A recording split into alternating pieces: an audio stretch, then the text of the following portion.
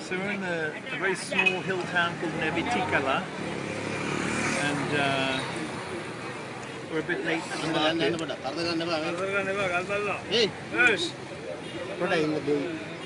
So we've shown a very nice small.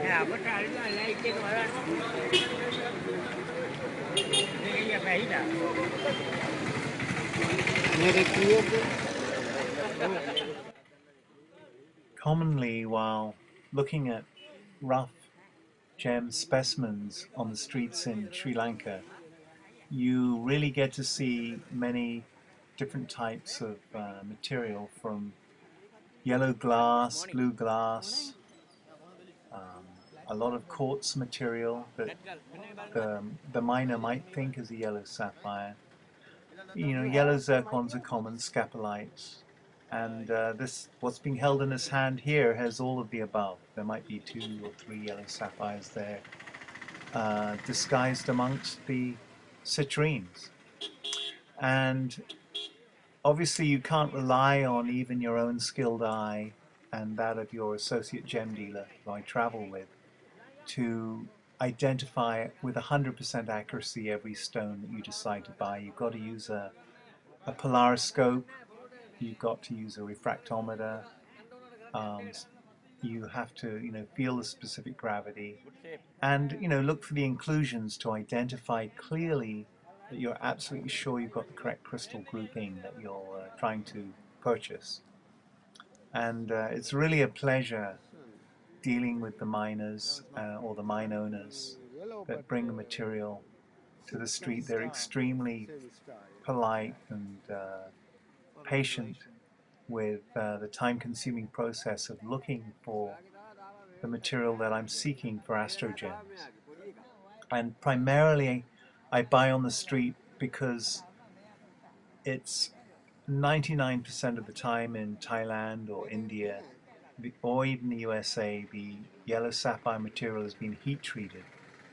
A lot of this material that we're looking at looks like it's a good deep yellow color, but in fact, because it's alluvial crystal specimens, the surface area is far more sort of like sandblasted, which makes the yellow sapphire look darker than it actually is in this video. And here I am looking for inclusions in the stone to A, identify the stone, and B, to see if it is cuttable. When you get a rough sapphire crystal that is fairly clean, might have an inclusion at one end and the other end, generally the faceting process will remove at least 65 to 75% of the material around the symmetrically cut gemstone. And so there's a lot of wastage, which I really don't like when I'm looking for material for navaratnas or ring stones. And we tend to specialize in irregularly cut stones to maximize the weight ratio from the rough, which brings the cost of the per carat price down. And here's a very attractive cornflower blue sapphire that I'm looking at. My main job now is to see if it's been heated. I can tell by the nature of any inclusions on the surface or edge of the blue sapphire. I can tell maybe it's a blue spinel. I hand it to Ratna, the man who's holding the stone right now with the glasses, and he is a gem dealer who I've traveled with many times in Sri Lanka, and we confer with each other. He's a specialist in the field. He knows very deeply the local indigenous crystal materials. And it would be foolhardy of me to not take advantage of his insights. And often I'm suspicious about a material, I'll hand it to him and he'll confirm with me straight away without any passing of what I think, and he'll say that it's glass, tumble polished, or tumble blasted, which can look very similar, or quartz, scapelite, seldom topaz, sometimes a yellowish beryl, not often. Zircons are common.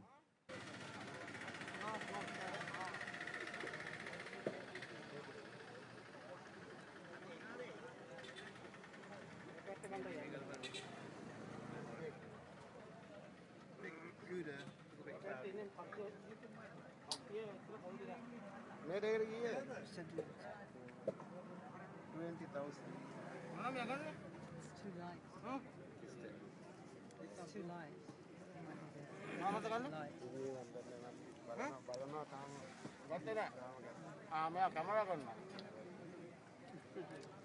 Common to the geology of many areas of the world where gem crystals are produced, Sri Lanka is divided into areas where you're more likely to find a yellow sapphire in one hill station or a scapolite in another area. And as one travels from town to town, you commonly see more predominance of moonstone or dambarite, enstatite or sapphire being shown to you on certain streets than in other streets. And you get a feel for what you're looking for and which towns are more related to your own particular market demand. The same would be true in Colombia, Madagascar, Thailand, or Burma, or even Australia. You know, from Queensland, New South Wales, what type of sapphires you're going to be looking for, or spinels, zircons, etc. It's really great. Karen's actually filming me with a 4G iPhone as we're doing this, and we had a lot of fun just showing something that I've been doing for the last, well, I first visited Sri Lanka about 26 years ago, and it's a part of my life that I really, really love. Sri Lanka is a beautiful island. The people I find to be extremely sweet and good-natured, and the green forest that you see just in the background of this particular image in the top left-hand corner just is spellbindingly beautiful. And this town actually is literally a one-street town.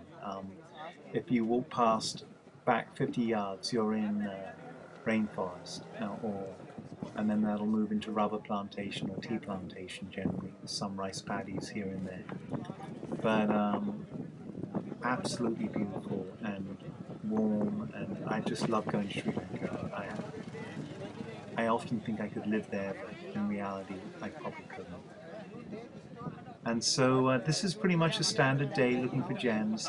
Very hard to find gems. You'll notice I'm not buying much, a lot of inferior material.